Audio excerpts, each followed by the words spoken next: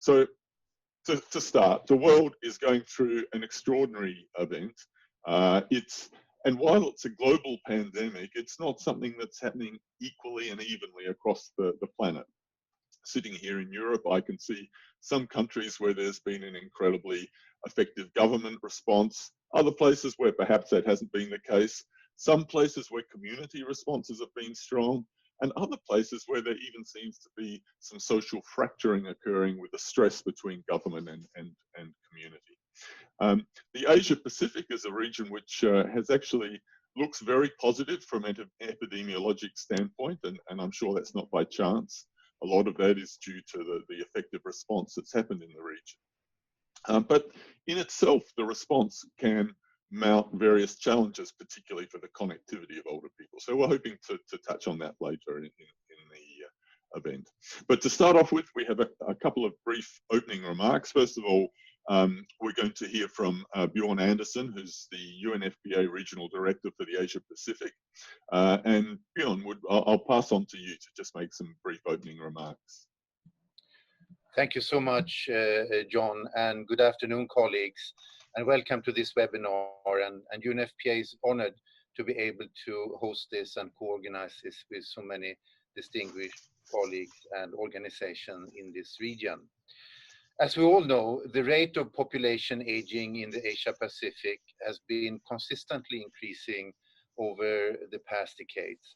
By 2050, it's expected that 1.3 billion in Asia Pacific will be over the age of 60, which would be 1 in 4 people, with the majority being women, including the oldest old.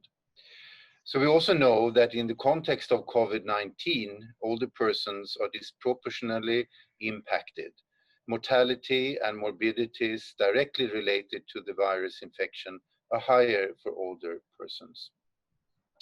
And in addition to that, lockdowns and physical distancing measures have resulted in isolation, disrupting social connections. Older persons with care support needs or in abusive homes are perhaps even more vulnerable than ever to isolation, abuse, and neglect. And with health systems focused on COVID-19, those older persons with chronic conditions may not receive regular health care. Those with care needs likewise may have reduced services and support available. And we also know that older persons have also been severely affected by the related economic uncertainty. Only a small portion of older people in Asia and the Pacific have a pension or social allowance. And with social safety nets jeopardized, these challenges may be magnified all the more. So as the COVID-19 pandemic continue to evolve, it is likely that the social and economic situations of older persons will continue to be impacted, especially for women. So UNFPA, together with partners in the region, have been working on aging for years and advocating for older persons in the region through a human rights-based and life cycle approach, including in the context of COVID-19. With respect to the pandemic, we have also produced a regional technical guidance notes on older persons and COVID-19, which has outlined the need for provision of supportive and respectful care, the protection of health workers and caregivers, and also careful considerations on physical distancing and isolation and intergenerational solidarity. However, the significant impacts of COVID-19 on older persons has also underscored the need for effective partnerships. And in this regard, I'm very pleased that our key partners in the region working on population aging can come together for these important discussions today. And finally, during this webinar, I hope that we can not only identify the challenges at the community level and share examples and good practices, but also discuss how the impacts can be addressed in a more holistic manner, including through partnerships. The work we do now will better inform the work we do in the post-COVID landscape as well, and help us to form the societies we wish to have, where elderly are safe and also have a very active role in moving forward. Thank you, John. Over to you. Thank you very much, Bjorn. And I would like to acknowledge the leadership, I think, that UNFPA has provided, not just regionally, but globally on the whole topic of aging. And I think it's also very important to take on board your comments about we need to look at the situation today in terms of COVID, but we also need to think about it in the broader context and where we are moving as we have this massive demographic shift to older populations. So our next speaker for some brief opening remarks will be Dr. Srinivas Tata. He's the Director of the Social Development Division of ESCAP. Srinivas, are you there?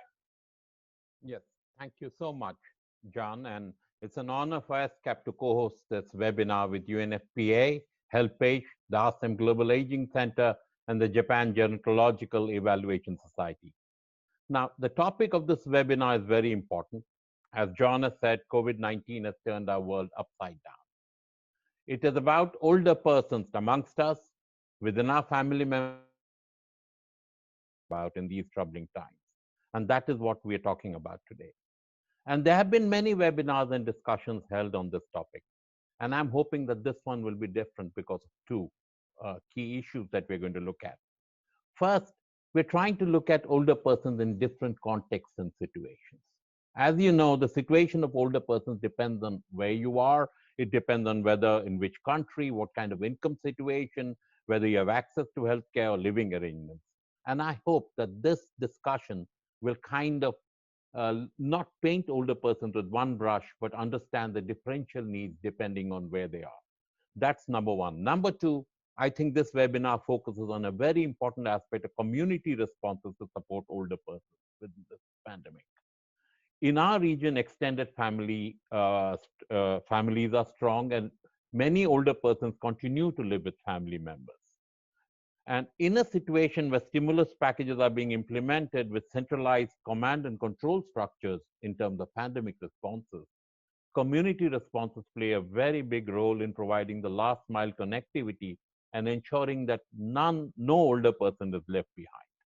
So these are the two I see as distinguishing features of this webinar, and I hope this will set this apart. We are indeed fortunate in having you, John, as our moderator. I know that in addition to your very eminent work on aging, you're also coordinating a seminal report on reforming health systems to how to, in the context of addressing the needs of the growing number of older persons. And I think this is a very direct link to that.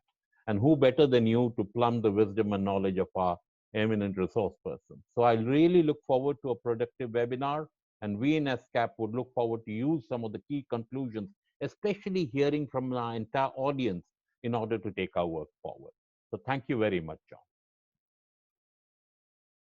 So thank you very much, Srinivas, and I think those are two absolutely critical points. We have to understand that older age is not a period where everybody is the same, that we all confront an incredible diversity of health status and of economic status and also political status, and we need to be aware of that diversity. And secondly, I think one of the things that has come across to me very strongly as I look globally at the response to the COVID outbreak is in some places we have very strong community responses, and in other places we don't. And in some places those community responses are aligned with government, and government has been able to support them, or there have been ways of ensuring that they're more effective. And I think I'd like to learn a lot in this next hour and a quarter or so about what's been happening in Asia in that regard. So thank you for bringing up those 2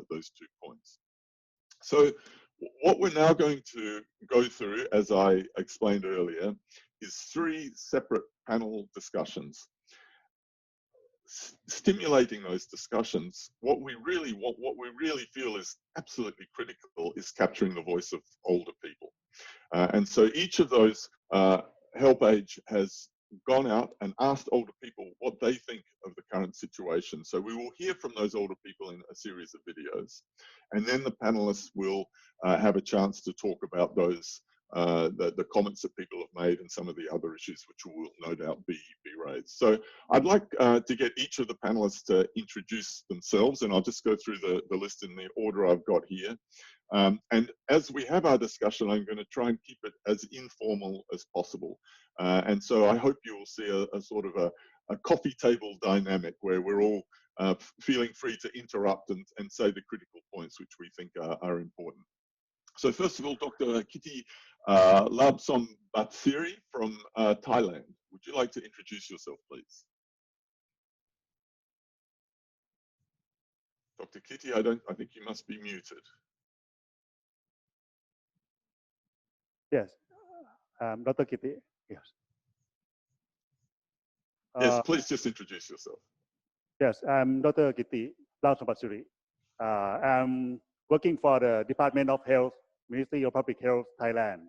I work as the Director of Bureau of Elderly Health. Thank you. Okay, thank you, and we're very honored to have you join us.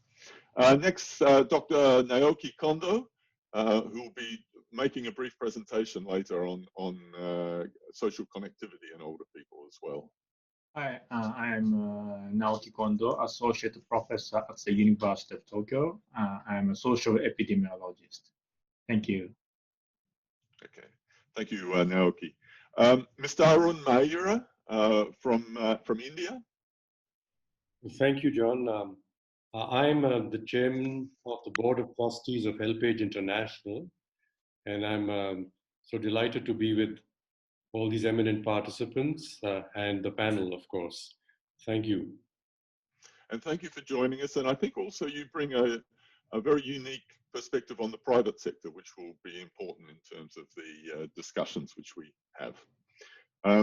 Dr. Quinn Gok Nguyen. Hello, I'm Quỳnh Nguyen. I'm working at the UNFPA office in Vietnam as a social protection specialist. It's really an honor to join the panelists and enjoy this webinar. Thank you. Dr. Hiromasu Okayasu. Sorry, Hi, Hiro.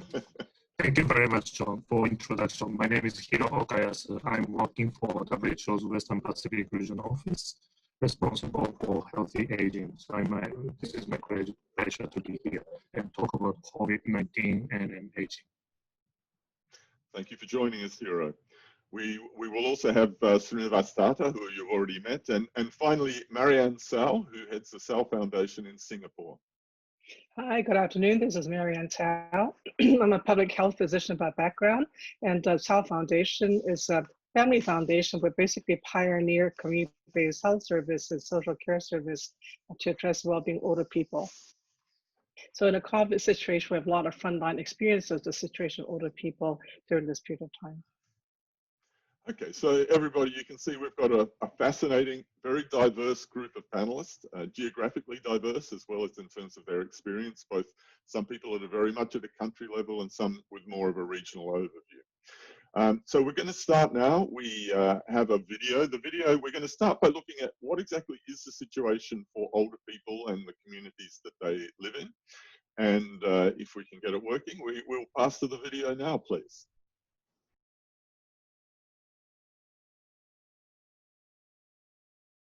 Malaki ang epekto na sa lahat, nawawalan sila ng trabaho, walang kita, hindi rin makalabas kung saan ang gusto nila puntahan o kaya bilhin dahil nga kailangan may quarantine pass bago ka makapunta man lang sa palengke o kaya sa mga grocery o kaya sa mga bibili ka ng gamot.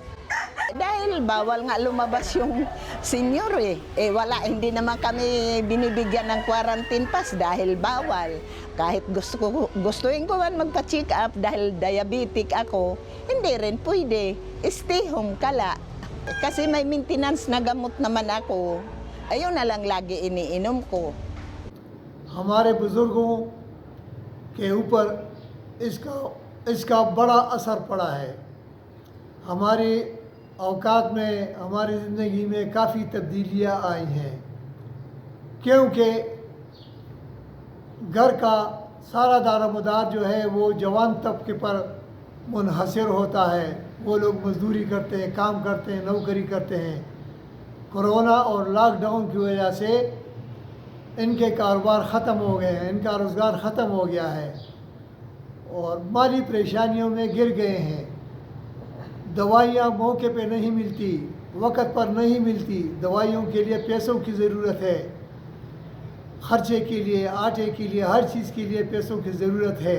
ยังแม่ทำอาหารไปขายเนาะถ้าตอนช่วงที่ยังไม่มีโควิดนี่นะแม่ก็ขายได้วันประมาณ 6-700 กำไรก็ประมาณ200แล้วก็เก็บกำไรมันไว้100เอาใช้จ่าย100อย่างเงี้ยตรงนั้นก็เอาหมุนต่อไปเราจะเป็นเงินหมุนของเราเรื่อยๆอย่างเงี้ยแล้วพอโควิดมาเนี่ยมันไม่มีเงินที่เราเก็บไว้มันก็หมดไปและอีกอย่างหนึ่งเนี่ยและแม่เป็นห่วงมากที่สุดคือเราไปกู้เงินผู้สูงอายุ 30,000นะเขาให้มาทำเรื่องเนี้ยเรื่องอาชีพของผู้สูงอายุเนี่ยโดยไม่มีดอกเบี้ยก็จริงอ่ะแต่เราก็ไม่ได้ให้เขาใครจะสบายใจใช่ไหมเราเป็นหนี้เขาทุกครั้งไม่เคยเป็นหนี้ถ้ามาเป็นหนี้เพราะอันเนี้ยก็เกิดความไม่สบายใจแล้วพอดี ဟိုတုန်းကဆိုလို့ရှိရင်ဒီယောဂမွေးခင်ကဆိုလို့ရှိရင်ဘာကြီးတို့စားဝတ်နေကြီးอ่ะကိုမိသားစုနဲ့ကိုပြေးလဲနေတာပဲငါမိတဲ့ငါသားသမီးတယောက်ကလည်းပြင်းရုံးတွေမှာနေတာကွာဟုတ်ကဲ့ပါဒီယောဂနဲ့ပတ်သက်လို့မှအလုပ်ပိတ်လိုက်တော့ငါသမီးရဲ့မှာအကြီးတယောက်ကခုဆေးလေးလိမ့်နေတာကွာဟုတ်ကဲ့ပါဆေးလေးလိမ့်တဲ့တနေ့မှာပုံမှန်ဆိုရင်တော့ကိုတော့ကတော့9000ပေါ့ကွာဝင်ကြီးရှိတာပေါ့ဟုတ်ပါ9000ဝင်ကြီးရှိရခုဒီယောဂနဲ့ပတ်သက်လို့မှငါအလုပ်ရုံဆေးလေးခုနေပိတ်လိုက်တော့ဘာကြီးတို့စားဝတ်နေရမှာငုတ်တုံမင်းနေတယ်လို့ပေါ့ကွာဝင်မရှိတော့ဘူး خیلی تنها شدم آقا خیلی زندانی تو خانه میرفتیم جلسه میرفتیم اینور و میرفتیم مسجد نماز میخوندیم الان دیگه 3 ماه تو خانه نشستیم تک تنها تو خانه نشستیم منم خودم دخترم که یه مون بیکار بود 4 تا دختر دارم 2 تا پسر دارم فقط عید یه دقیقه آمدن خونمون رفتن نه جرئت میکنن بیچاره بیان خونمون نه منم میرم اونجا اونا میگن مامون بیام من نمیرم میگم به خاطر اونا میترسم چون من 70 سال سنم 저는 종교를 사랑합니다. 내가 믿는 종교를 사랑하는데 종교에 거기 성당에 못 가는 게 좀 아쉬웠고요. 또 복지관 같은 데 가서 내 취미 생활을 해야 되는데 내 취미 생활을 못 하고 그냥 집에 어디 나가지 말 노인네들 나가지 말라고 그러니까 집에서만 그냥 묶여 있습니다. 그래서 참 답답합니다. 사람이 사는데 미소를 잊어버려요. 미소를 아무 사는 게 흥미가 없고 재미가 없어져요. 이 코로나 때. همه چیز زندگیمون به هم خورده.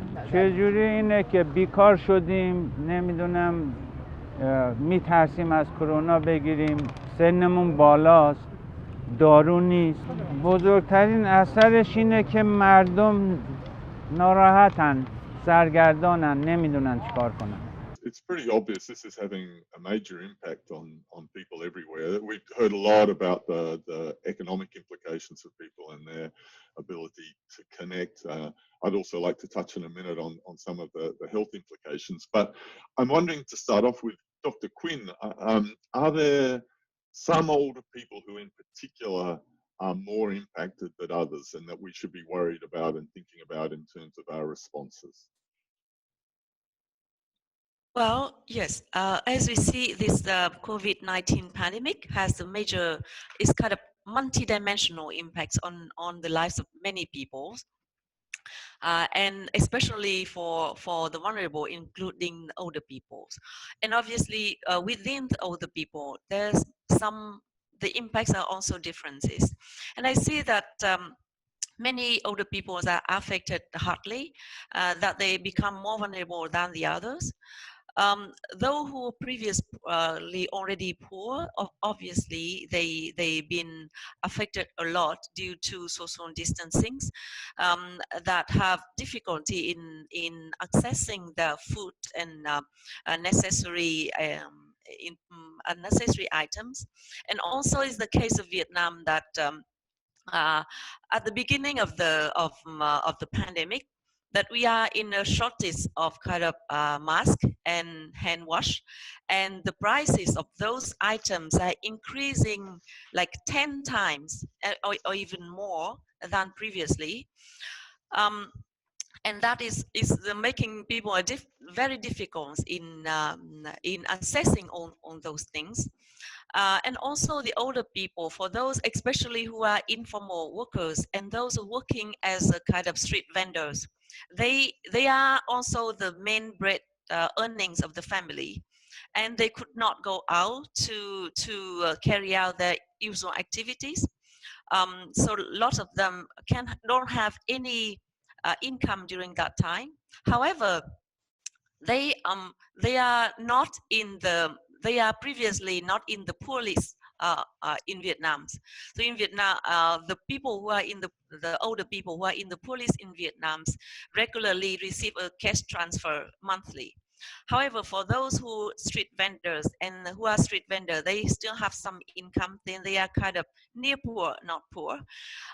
So when the COVID-19 hit them, they lost their income, but they do not receive the cash support from the government social protection package because they are not in the poor list before. They are become the new vulnerables, and the situation, the social protection system in Vietnam is not responsive enough to cover those new vulnerable people. So they are kind of left uncovered since since January until now. And you see that there's many older people who are relying on remittances from their children. However, those children, their children lose job, lost income, so there's no remittances going back. And also due to school closures, the children, even sending the grandchildren home because they are migrants to the city, so they sending the children home so the older people to take care of. So you see that the burdens on the new vulnerable peoples are kind of doubled, because they not only take care of themselves but also for the grandchildren as well.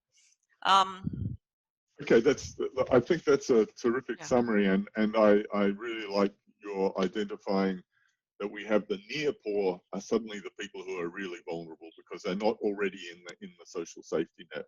Marianne, I'm wondering, in Singapore, is it similar? I mean, you're a very different country. What's the situation there for older people? We actually very much agree. I will echo Dr. Quinn's comments that there are a group of older people that are near poor, and they were kind of not in the social service radar, and they're not going to be able to get the monthly stipend that the very low income would have. However, I would say that the government policies and response have been quite healthy. So generally speaking, they're losing income, but not to a desperate level, and they're outpouring of philanthropists and community support to provide for this additional income. They're not all fine, but at least kind of not in a dire situation from income point of view. Once we're out of this and incomes have kicked up again, depending on the children's economic situation, work situation, will be very different. Also want to highlight that there are three groups of older people is particularly vulnerable. One's a single older person live alone and with no social support, and those ones when they get locked down, that's particularly difficult. Secondly, is actually those who have like two older people living alone, oftentimes an elderly couple, and one spouse being the caregiver of the other. So that's the older wife taking care of an older husband with dementia, for instance. That's particularly difficult because they have no support. Family cannot come, social service cannot come. All the services are usual activities disrupted, so have no respite whatsoever. And down to, again, households taking care of elder with dementia. I think there are, of course, concern about a lot of tensions in the household from disruption of the day-to-day life of the older person's dementia and whether or not there'll be risk of abuse. The risk of reports of domestic violence has gone up in Singapore like elsewhere, but of course, older people will get abuse, you won't know unless we are watching for it and checking for it. They're not going to report it. So that part's difficult. So you're right. I mean, the service providers, we can't go to the home. We do call consistently, sometimes every day. Some of them we still go visit. But at midpoint of we just came out from a lockdown 2 days ago. At the midpoint of the 8-week lockdown, we did visit every single household to make sure that Jgies is being okay. But there are issues like functional deterioration. Many of them who had borderline cognitive and physical function really deteriorated quite a lot during that period of time because I couldn't go out. And selective stimulation. And of course, the social isolation we'll talk about later is a very significant issue, and the digital divide. Thank you. And I think that point about the longer term consequences of the lockdown and what it means for the health and well-being of older people is a critical one. We may not get a chance to touch on it, but I'm glad you raised it.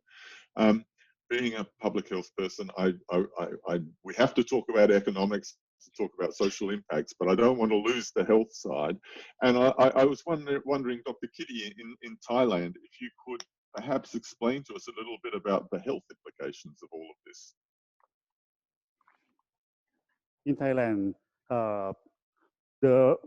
as we know, the older people are among the vulnerable groups, and the COVID-19 situation has impact on many aspects, such as social, economic, and also health.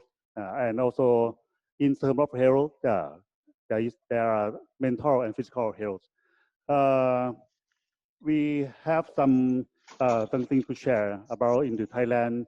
Committee members try to help each other.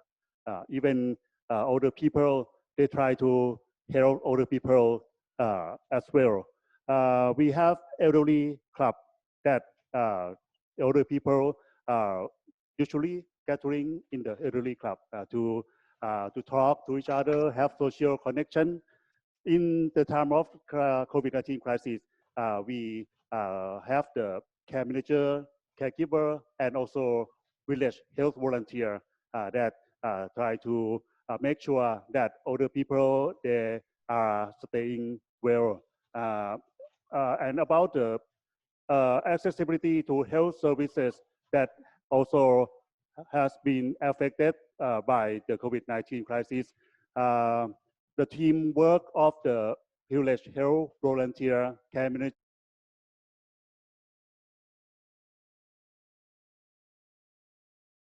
sure that older people can get the medicine that they need and no problem about the accessibility to health service.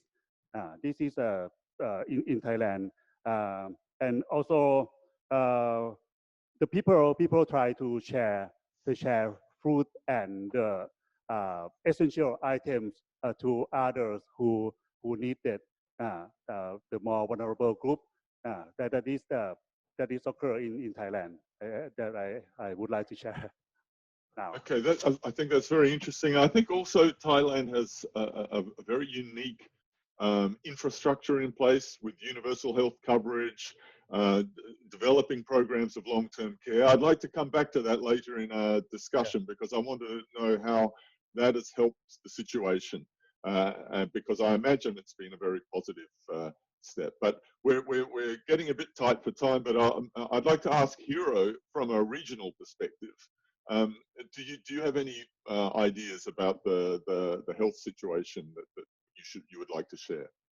Sure. So thank you very much, John. So here, I think we understand that we need to manage the two different risks. One is the risk for COVID-19. The other one is a risk from taking social action.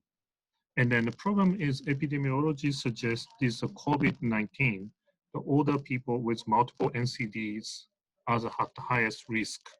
And at the same time, actions against COVID, such as lockdown, affect these people the most because these people need a care and then they need to sort of go out and then seek a medical treatment. And then these people tend to be socially isolated, which Professor Kondo will explain probably in more details. Therefore, we think that this is a very important time to advocate for the greater protection for older people. And then this is also aggravated by the fact that the health system's resources are taken for COVID response. And then recent WHO survey, which was released earlier this week, saying that more than half of the country said their country have partially or completely disrupted the services for NCD and then health promotion. So this is the challenge that we are facing.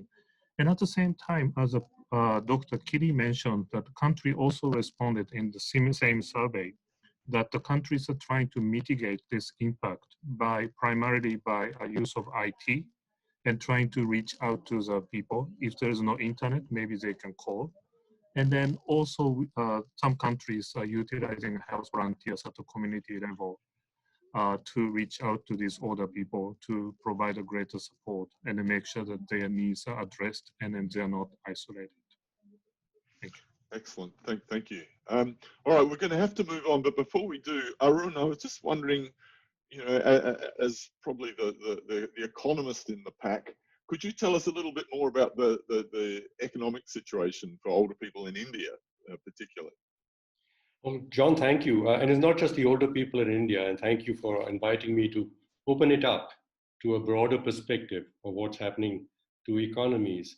Here we're in a situation, economies of all countries in the world, including mine in India, have taken a big hit. They are not going to come out the same, and economists keep saying, we don't know what the new normal is going to be like. So that's one. Secondly, corporations, businesses have taken a big hit.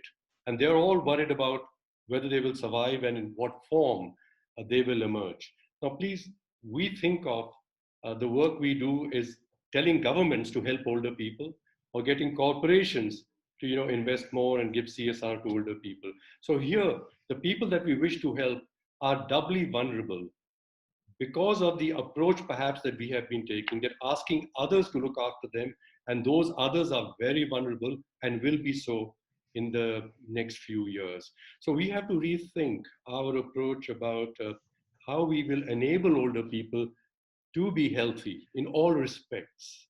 And I have some thoughts about that, but if time is running out in this session, I hope you allow me to continue this conversation the next time. I would love to, and I think that in the next session, that's something I'd really like to focus on. I'd also like to say I do a lot of work with major corporations, and what you said, it's so true. They are absolutely adamant that coming out of this, we're not going back. We're going to a new future, and what it will be, I don't know. But all of us and everybody watching this this webinar, I hope we'll be able to shape that in a way that ensures it works for older people. Okay, so we're pretty much on time, but I think it's time to move on to the next video. Let's hope it will run.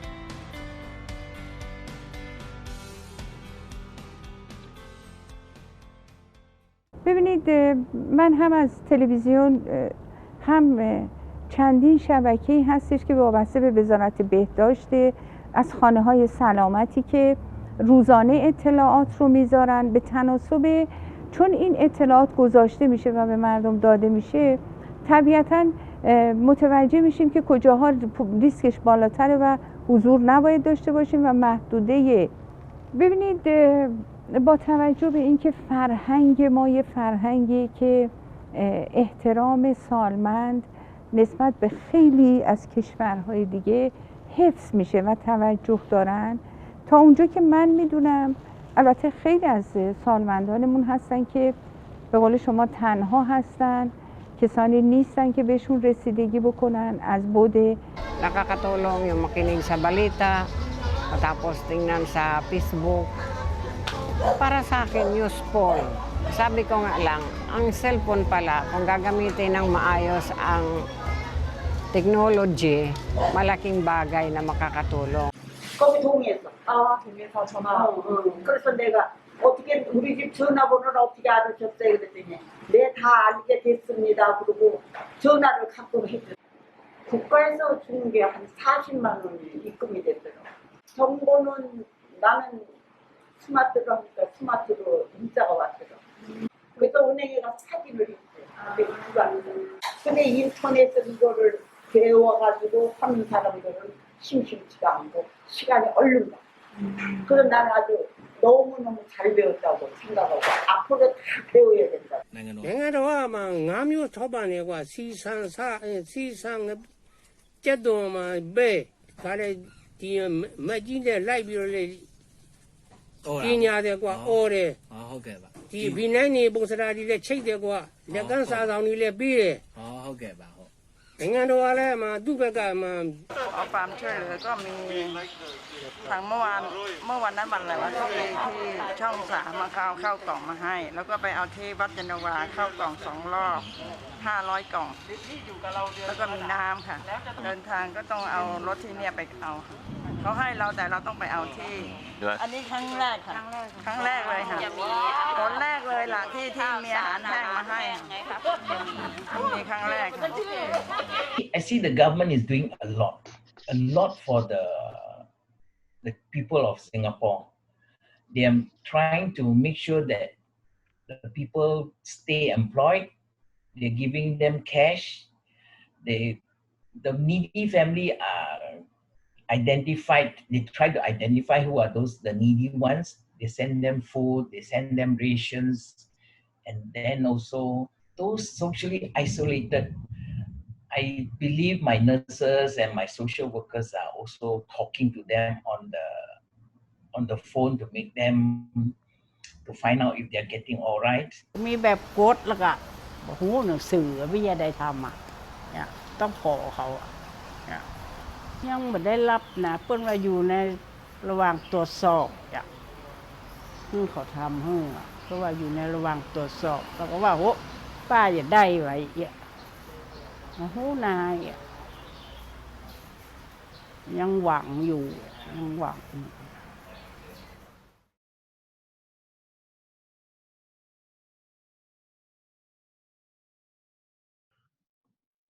Okay, so I think what we heard there a lot is that older people are not islands. They live in a community and they have a resource around them if we can only help them connect and draw on it.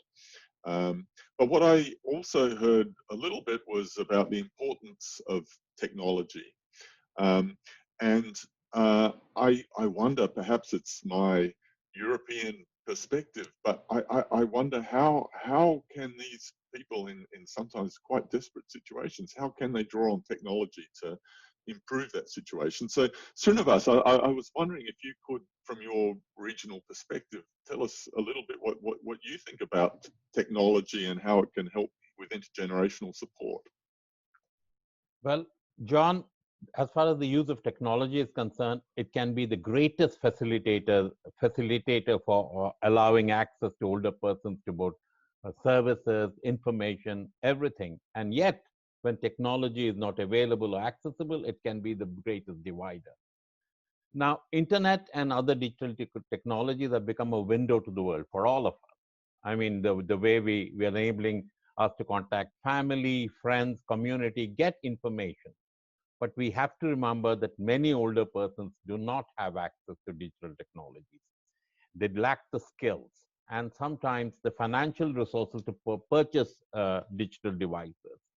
Even in a country like UK, and we have a number of audience members here from the UK, it's estimated that more than 4 million older adults have never used the internet. So we assume that they are, that's a very big digital divide that is limiting the access of older persons to essential information during this pandemic. I think governments can work with communities, especially here, especially working with intergenerational. This is where I'm going to bring in the intergenerational aspect to a certain extent. We're addressing it separately, I'm sure. to help get this information across and getting older persons to use technology. It has an importance even in the most, smartphones are quite ubiquitous. In fact, technology has changed, has leapfrogged many stages of development, especially in developing countries of the region, and its importance cannot be overstated. And governments can take a very big role in ensuring that messages, their to ensure that older persons actually have access to information and that it's actually reaching them. So I do think technology is very important, even in a developing country context, and government policy in terms of allowing internet access. And those are the communities, the younger persons in the communities, and helping older persons access this is going to be critical. Thank you. I'll be willing to add more, but I'm sure others will have more to add. Okay, that's excellent. And I'm glad you raised the issue of intergenerational support. And I'm wondering, Dr. Kitty, I know in Thailand you have this program of village health volunteers. I'm wondering how that's working, and has that helped in this situation? Thank you. That's helped very much, especially in the time of the COVID-19 situation. In Thailand, we have been conducting the program about the village health volunteer for a very long time. I think it's maybe more than 20 years, because in the everyday living, in the normal situation, village health volunteer have responsibilities to manage about the health status of people in that community. So especially in this crisis, they have helped very much. Not only the activities of the contact case tracing back, but also they help as a team of the health worker that include the care manager for older people, caregiver for older people, and village health volunteer.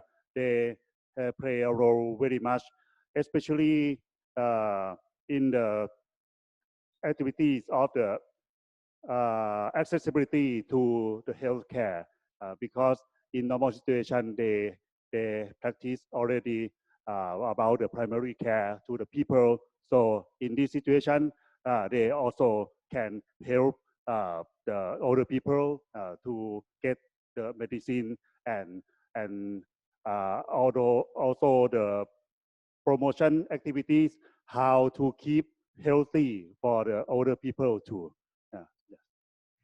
Excellent, thank you. And Dr. Quinn, I mean, I've always been a supporter of the intergenerational self-help groups. And I know that in Vietnam you have over 1,000. I'm wondering if you've found also that they have helped in terms of the community response. I may say that the intergeneration self-help club is really play really big roles in this time in supporting the older people at the communities during this COVID time. As Dr. Srinivas just mentioned about technologies, we know that many older people in Vietnam at the community level, they do not have smartphones. They don't know how to use smartphones. So the work of these clubs, the intergenerational self-help clubs, has been helping with the community in sharing information through like the loudspeakers or posters that could help the older people to access to the information, and ensuring that the information is correct, because we know that now there's the issues about the fake news and the word of mouth, that many older people try different things thinking that those things could prevent them from COVID-19. So the sharing of information, correct information, is really good. The clubs also help distributing like hand wash and mask, and making helping the, as I say, that we do not have electronic system to manage the people. So for the new vulnerables, and who are the most vulnerable in the community who need support, the government do not have a list and don't know how to provide support. So the club, because they are working at the community level, they know the people in the village, so they help in making the list of the most vulnerable and to deliver the cash transfer, food, hand wash, and mask, and support with the local authorities with emergency relief. And we see that among the most vulnerable older people are those who are disabled or like bedbound or homebound. And during the COVID-19, the services to support to the older people could be disrupted.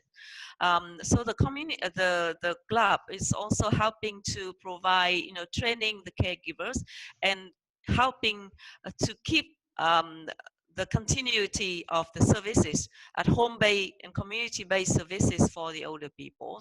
That is really good and really helpful for the people at the community, especially for those who live alone and with severe health conditions. Yeah. Excellent, thank you. Marianne Sal, what about Singapore? I think you must be on mute. Yeah. Yes. I think Singapore has done a pretty good job. I'm going to say that this is one time where I find that between the government and the community, they have very close communications. So the foundation I run obviously has run multiple community health and social care services, and that's basically almost every day there's communication with the government agency to see how to do that. On the community side, there's a center called the National Volunteer and Philanthropy Center.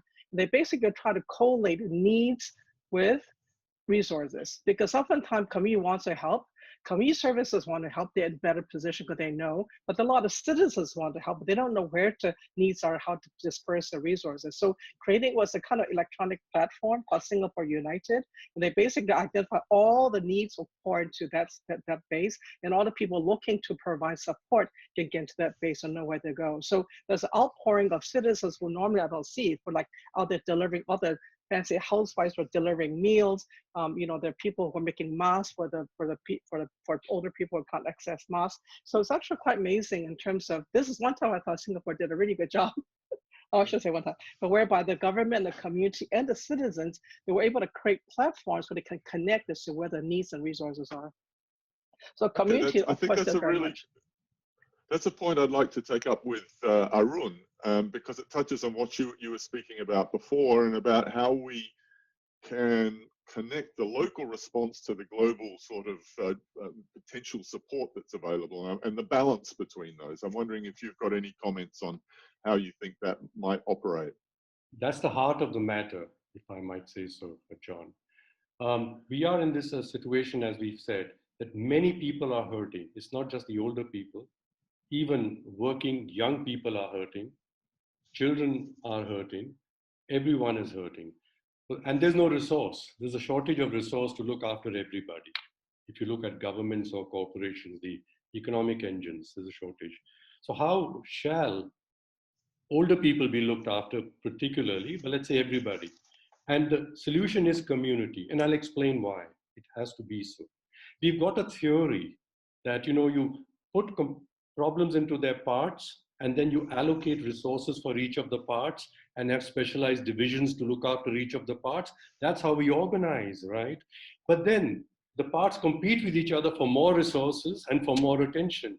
And the elderly are much smaller in relation to women, in relation to children, in relation to my country, the underprivileged Dalits who go into hundreds of millions. So if you wish to get special attention to the special needs of the elderly from a system, which has been so hard all this time, is going to get even worse. You're not going to get it. But that's not the solution they need. And I just want to introduce my mother. She passed away last year. She was 98. For the last many years of her life, she said, I want to live alone. I want to manage as long as I can by myself. I don't want anybody's, including my children's, attention and charity. I don't want it. If it comes, it's good. But I want to stand by myself. And she said this, and many of us heard other older people say this, I don't want to be you helping me to add years to my life. I want to be adding life to my years. Unless I feel an agent, unless I feel respected, unless I feel that you need me, I'm not living anymore. So this is what we find in the older people's associations in Vietnam, which I've had the privilege of a few times going and being beaten up by the old women in the older people's association, say, get up, be fit, look after somebody else and go out and visit. There's a lesson there. You find them very lively because they feel that they're able to look after themselves and they're looking after others. That's community. And the elderly are a great resource for community. In fact, as the world is growing, if we were to treat the elderly as a problem and the community also treating the elderly as a problem to be put into some old person's home in the neighborhood and to find enough money to go look after them, the problem, as you've seen in Canada and the UK and elsewhere, it will not happen well. However, if you say that the elderly are actually the most important resource we have, you say how blessed we are. They're growing more, they're flourishing amongst us, they're growing up, many more elderly. So think of it, just turn the paradigm on its head. They are a resource for the community. They form communities. They are not the problem of society for society. And this is therefore to learn how communities shape and the role that elderlies are playing and to make them be able to play these roles all over the world is the way for ensuring the well-being, not just of the elderly, but of the whole world, I say. Wonderful. I think your mother would have got on very well with my mother. Hiro, I know that the regional office has an initiative on the new future, which is looking to strengthen the role of communities, I think, in terms of the social determinants of health. Can you perhaps briefly, because we are over time again, explain a little bit about what you're doing? Thank you, John. So as you said, in a regional office, there are lots of discussion what it means to us. And also we found this COVID to be a significant challenge from a disease and then long-term perspective. But we also started to see a few new trends, what we call the new normal, such as like health has drawn significant attention by the individual and society in an unprecedented way. And health suddenly became a sort of a center of everybody's concern. And then also like this increased the sense of community in a community level to protect each other, look after each other for health. And the last one is the unprecedented uptake of a technology such as like e-health and then new diagnostics and then new ways to sort of organize the work, etc. So these are the things that we could possibly take advantage of and then provide the support for all the people in our cases. And then this is not only helps to support other people during the COVID, but also this is going to form the basis for the future system to provide support for other people, particularly in these countries, young countries, without a significant infrastructure and culture to support other people at the community level. So we hope to sort of seize this as an opportunity and then start to sort of build a system to support other people. That's very exciting, and I think there's that saying, never waste a good crisis, and I think using this crisis as the platform to think afresh like you are is really terrific. All right, we're going to move on to the next video, which is we're going to change pace a little bit, where we're going to have a presentation from Professor Kondo. It's only 5 minutes, and then we'll have some discussions, but I want to remind everybody, there is the button at the bottom of your screen. If you've got questions, obviously, we're a bit pushed for time. We're trying to include as much as we can, and we'll synthesize those questions and hopefully pass them on to the panelists at the end. So if we can move to the video now. We've been going pretty well, and I'd also like to acknowledge what a great job HelpAge has done in drafting the videos and coordinating the whole event. But let's hope we can move to the next one. Hello, I am Naoki Kondo at the University of Tokyo. COVID-19 has killed many older people, but it is not only by its direct effects due to pneumonia, but also by indirect effects due to socially inactive statuses because of insisted staying at home. In this presentation, I would like to show the evidence from JAGES, Japan Gerontological Evaluation Study, on the importance of social connections for older adults. JAGES is a population-based longitudinal study that evaluates a wide range of social and policy-related factors. Every 3 years, we have conducted mail-in surveys for over 100,000 older adults who are residing in more than 30 municipalities nationwide. We make the linkage between our survey data to the governmental databases, including death registry, the health insurance claim data, and the performance indicators of municipality policies.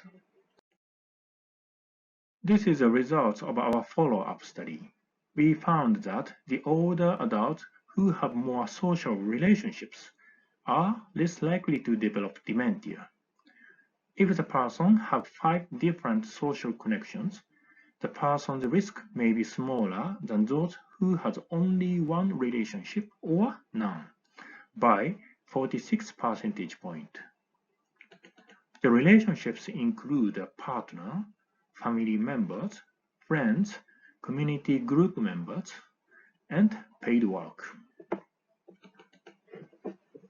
This study shows the community-wide interventions aiming to create social gathering opportunities can reduce the participant risks for functional decline. The activity is called salon. Those who participate in the salon 4 times or more per year may lower the risks for developing functional disability by almost 50%. Similarly, we observed that regular participation in the salon may reduce the risks for dementia as well. We also evaluated the effects of municipal aging policies on the prevention of frailty. The results suggest that in the municipalities where their governments promoted community-based long-term care prevention programs, older people are less likely to develop frailty. In most cases, the programs are making salon-type social gathering activities. Our study suggests that the effect may be larger than the conventional health education program. Eating is very important opportunities for strengthening social connections for older adults. Our analysis shows interesting interaction between eating alone and cohabitation status. The older people who reported that they usually eat alone yet live with others have a higher mortality risk, and this relationship was stronger for men. Lastly, neighborhood environment can also affect older adult survival.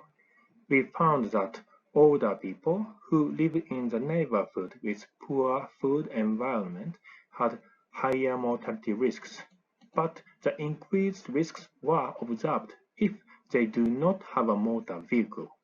So ensuring the means of transportation may be important for older adults. In summary, community interventions proved effective in reducing long-term care needs and dementia, and may help reduce health inequalities due to social and geographical deprivations. Interventions targeting the community, such as making the salon-type social gathering opportunities, are important. Multidisciplinary collaborations among diverse service providers and community members are indispensable for providing community-based care.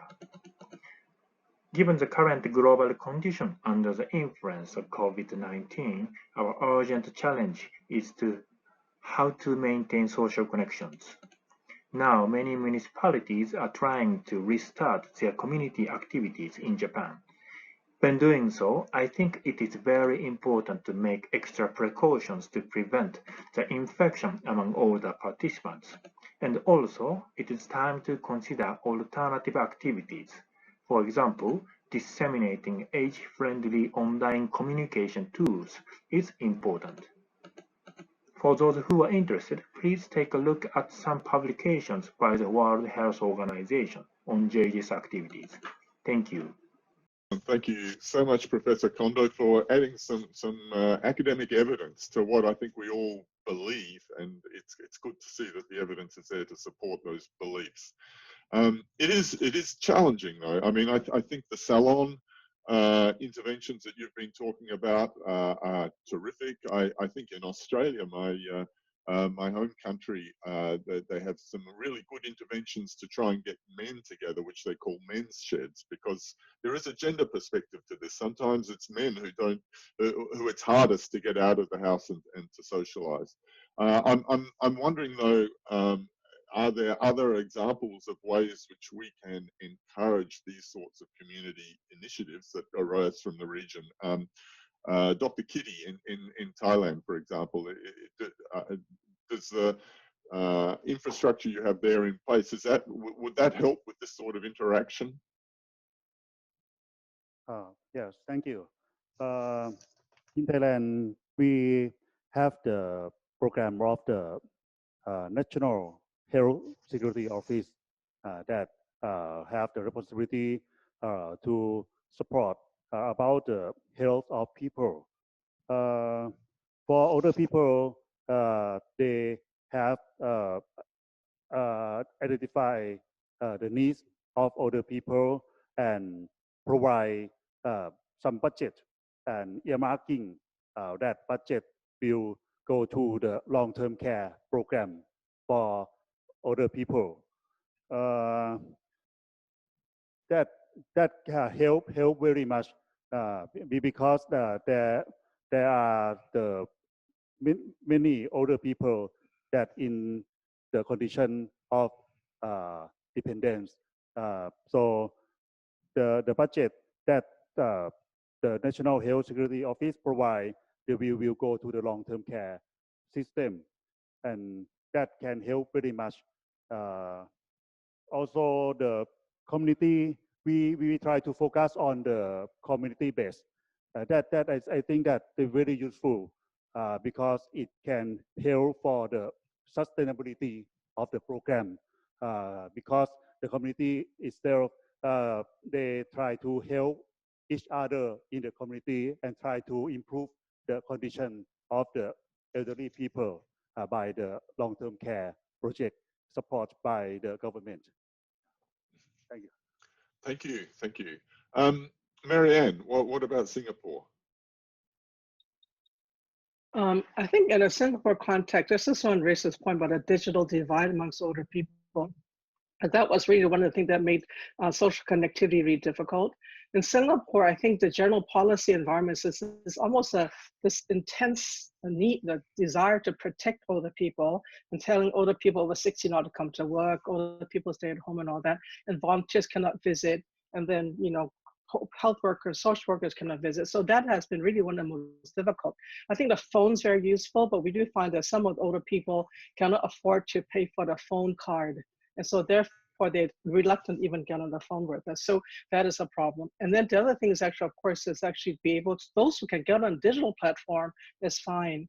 But for Singapore, the current cohort older people, many of them really never had a formal education. So most of them really is not savvy at all. We're trying to talk on the phone to get on the digital platform, all that's very difficult. So all the social service providers are trying to get the community, trying to say how do we connect with them, and we cannot physically connect with them anyway. And amazingly, Singapore is a huge issue because there's so many older people who just don't know how to use this stuff. So we try to get them on WhatsApp, we're trying to get them on Zoom, we're trying to get them on different things. But the ones with family, it's okay, they know how to do that. The ones don't have family, it's difficult. So in terms of community response to older people during a time where we cannot see them physically, it's actually, I don't really have a very good solution other than we're trying to improve on online connectivity with older people. So now there's a big push between government and community to make equipment as well as access to data and so like that for affordable, so older people can get on some kind of digital platform. Otherwise, I think that there starts with lack of effort, but I just think it's very difficult. We're not allowed to see them. Because even now we're opening up, we start to get out of our lockdown, but basically older people is probably the last group to be allowed to be out of the house or come together in a small group. So I think we're still struggling with that. Excellent, and I think what we touched on before was this obviously needs to be a partnership. You can have the interest and the support at a community level, but then it also needs to be the broader government and support and the connections between them.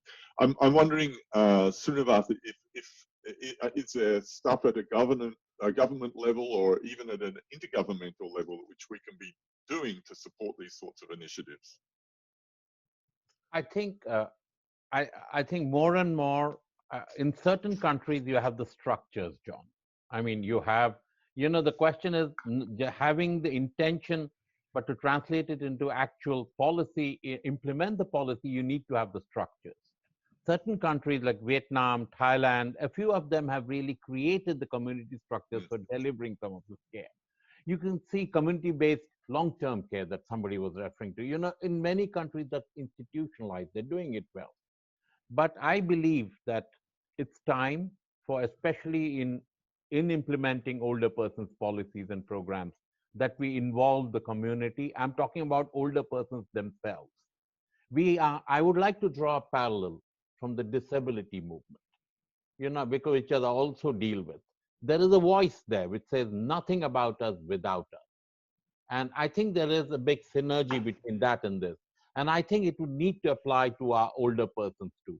We need to hear, there's too much, especially in formulation of older persons policies and programs. I believe there's a huge potential for involving and listening to the voices of older people. I don't think governments do that enough. And I think that is something that we need to focus on. A whole MIPA review talks about bottom-up approach, but I think we need to kind of work far more on this. Certain countries, yes, it's very good. And wherever it's being done, it's perhaps anecdotal. But I think we got to promote it. And we at the intergovernmental level maybe need to put it much more into our policy recommendations. And I would like Srinivas, yes.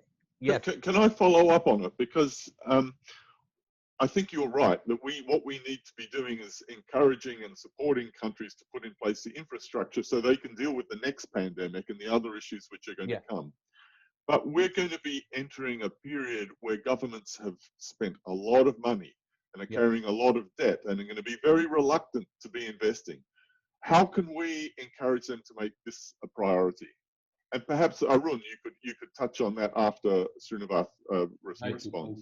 When I talked about structure, it's about putting in place just the organizational structure. You don't need, I mean, just having policies that allows communities to organize themselves and routing programs through these structures. But you're right that actually implementing projects and programs through communities reduces costs, increases accountability, and it also delivers far more effectively. And that's the message we got to do. In a post-COVID era, I think we got to do the community-based approach far more, because that's the only way you can control costs. That's the only way you can respond to local needs. I believe that it is the way to go if you really want to control costs. And I'm sure Arun will that makes economic sense. It makes all kinds of sense. So Arun, maybe you can pick up on that. Thank you. Thank you. And John, you know, I did spend 5 years before I became chairman of HelpAge International, 5 years as a member of India's National Planning Commission.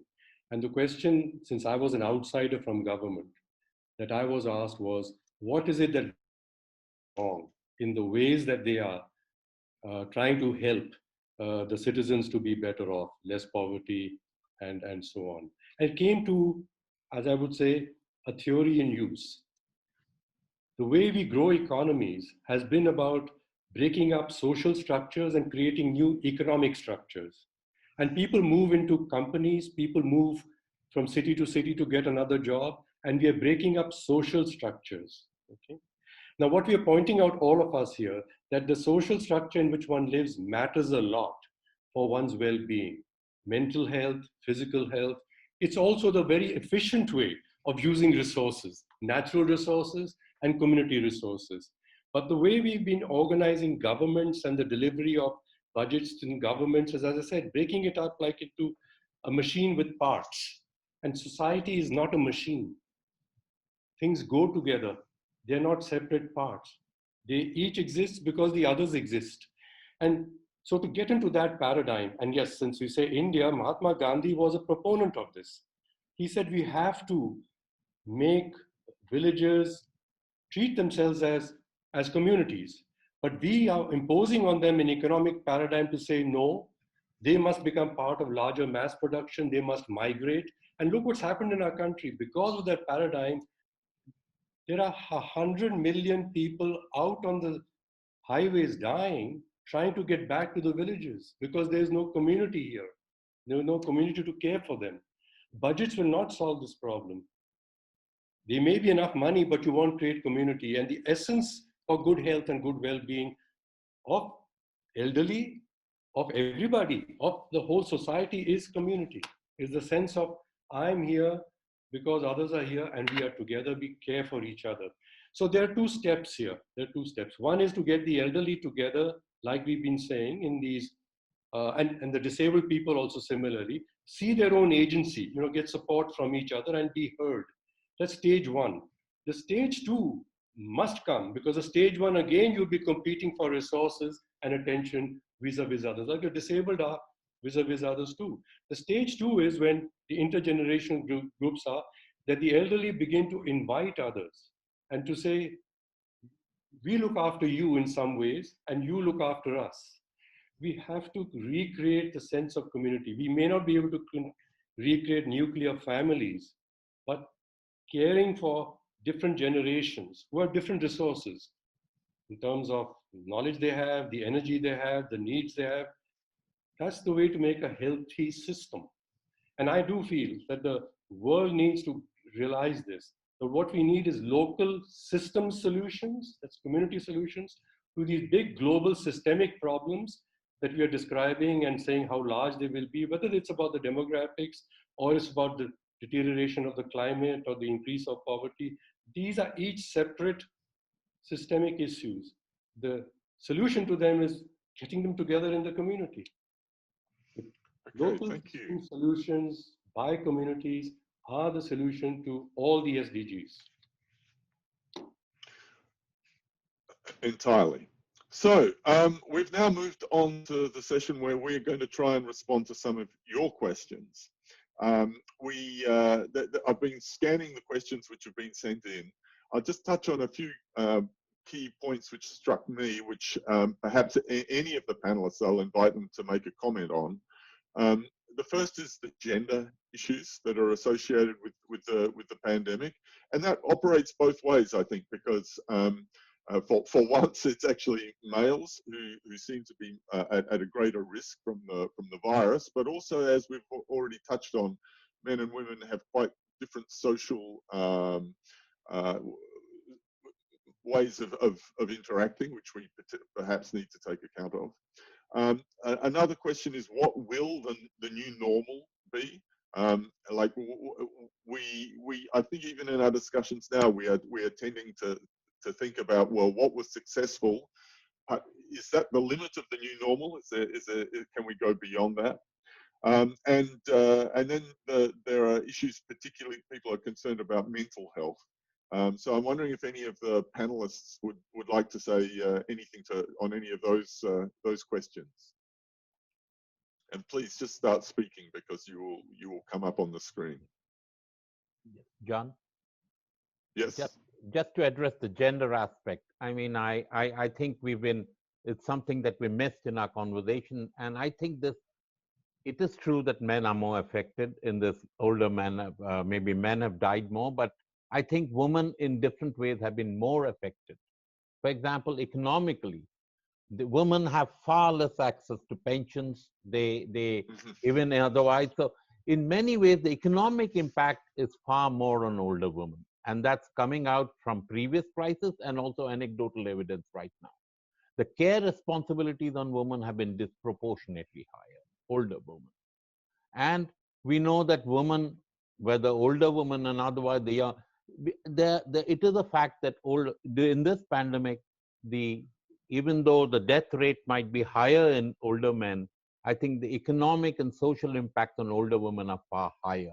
And I think in whatever policies that we make for addressing the impact of COVID on older persons, I think we have to keep women in mind, especially. So I just wanted to say that. Thank you. Yeah. I think they're excellent points. Any other comments from the panelists? Just one thing, John, on the same, building on that. I do think that, you know, we need to apply if I can say, a social calculus and not an economic calculus. I do find when we talk about what value the older people will add to society, we very often, too often, convert it into the economic opportunity that we're losing by not engaging them in the economy. And same for women. We talk about, well, if the women were at work, the economy will grow up by that much. But as Mr. Tata is pointing out, Srinivas is pointing out, there's a social outcome, a social benefit. And we don't value that when you think of things like we tend to think about, unfortunately, too much in economic terms. Money and budgets and the GDP. Just change our mind. We want to create happy people, happy communities. It doesn't matter if the economy is large or small. I'm saying something quite challenging as a former planner. Other panelists. I was thinking about a long-term effect rather than just the effect of the COVID-19, because there will be other kind of risk and emergency situation so the new normal will just not be reflected to this pandemic only, but it has to, the country and the government need to have a long-term plan in responding to any kind of emergency that has a trigger that could trigger the systems to cover to react immediately on any kind of emergencies, and that you take into account that what we see as the older people, because the older people is not a homogeneous groups. And if the government could see that the older people as a resources and engage them in all the activities, and also in carrying out the risk responses activities, involve the older people, the participations of the older people in that, that could be really effective. And because we don't know how the society could be, but we know that the world and many other countries in the world will be aging in a short period of time. So that could be one of the things that we could see the older peoples as the resources and redesign the societies in responding to that aging society. That could be a long-term and more sustainable solution. I think that's an incredibly important point, and it actually touches on another question that people have raised, which is about, are we reinforcing ageism and ageist attitudes with our talk about vulnerable older people and so on? And I find it, I mean, I think it's absolutely critical to how we respond to population aging, but I find it very challenging because on the one hand, it goes back to the comments earlier about the diversity of older age. On the one hand, there are very frail older people and we need to be protecting them and supporting them. On the other hand, there are many older people who can still participate and contribute just as they always have. And we tend to lump them all in the same box and stereotype them. And it's very hard politically to get that broad message across that being old encompasses all of that. So I'm wondering also if anybody here would like to touch on ageism and the impacts, and also what people haven't commented on so far is mental health and perhaps dementia as well. And we've touched a little bit on dementia, but not very much. Marianne?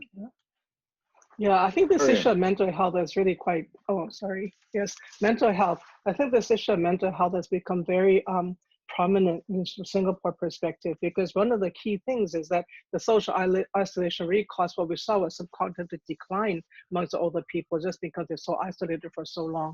And in the beginning, it was very funny when we first locked down, the people out there getting fines, walking around, breaking rules are old people. Everybody else stayed home, but old people were walking around the street, insisting on eating in a hawker stands and all. And we were thinking, what's with them? So we actually asked them. It turns out that some of them live alone. They say, I just look at four walls every day. I don't know when I'm going to die. I just want to go out and have a life in the meantime, because I can't stand just being home looking at four walls every day. So for those who live alone, the single older people, it's really tough because they cannot have their social activities, they cannot have visits, and they just don't want to be staring at four walls every day. So they just want to die alone in a house like that. Some of them have family tensions, right? So normally the family is out of the house. Now everybody is home 24/7. So a lot of the conflict, either they're in conflict with the family, but they're trying to mediate the conflict of family. Either way, it's caused a lot of mental strain. And for the caregiver, I would just say, again, that the gender perspective is very strong. Of course, there are male caregivers, but the vast majority in Singapore context, and from my studies as well, is that most of them are women, either the daughter or the wife. And oftentimes the single spouse, the wife, taking care of older husband, and the husband has dementia, and they're 24/7 with no help, no visit, no respite, month on end. It's really, really very stressful. And the point is that now we're going to have a lot more widows earlier because men do die earlier. They leave behind widow, less savings, and widowed earlier. And many of them don't have access pensions, are not working. I just really worry what's going to happen next when we get out of this immediate period. What will happen to older people in general? What will happen to a lot of older women? Many of them, we did a mini survey, and some of the older women are already saying they're so worried about the future, the uncertain about income, uncertain about he might get sick or the husband might get sick or become widowed. So I think the mental health aspect we're not really paying enough attention to at this moment, particularly for the social isolation. And I do want to say that you're right in terms of about in a way, it's sort of a need to want to protect older people, but not all older people are the same. You can't just say blanket all 60-year-olds cannot go to work. And of course, from a government point of view, they're trying to be protective. They can't sort out the diversity amongst older people. But then in the meantime, it's a kind of blanket application, which is on one hand out of good intention to protect older people, but also makes older people perfectly fine not to be able to go on to have a normal life. And what does that message say to the rest of the world, that older people need protection all the time, they're over 60? I have no idea. But the bulk of the older people 60 are fine, as you say. But I think that from age's point of view, maybe unintentionally reinforcing such an impression. We don't know yet. We probably have to take a look. But of course, in terms of healthcare. No, go on, Marianne.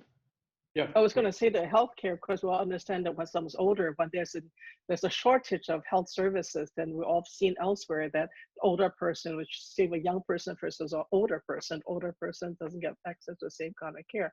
Luckily, that didn't happen in Singapore, but we've seen it amply in other emphasis elsewhere. Well, thank you. I wanted to build on Marianne and John. You mentioned ageism, and you started there, and I think the discussion is helping to raise some important questions. And let me say, ageism, we worry about it. HelpAge International, our work is to help all organizations like the ones we are with to get the message across, to advocate with our partners the need to pay a different sort of attention, a better attention to the elderly people. And we worry, just like you said, that if we say there are people with needs, then we showing that they are needing your charity. They can't look after themselves, and we have to look after them. So that's where we put them. So one is the way we think of them, the other is the way they think of themselves. If the older people begin to think more and more of themselves as helpless, partly because, yes, some of them cannot look after themselves, but the otherwise, like Marianne just said, we put them back in there, say, no, you are weak and vulnerable, we have to protect you. And then they begin to have other mental problems, and as you say. So how do older people think of themselves? You must continue to enable them to think of themselves as doers, as givers, as valued persons.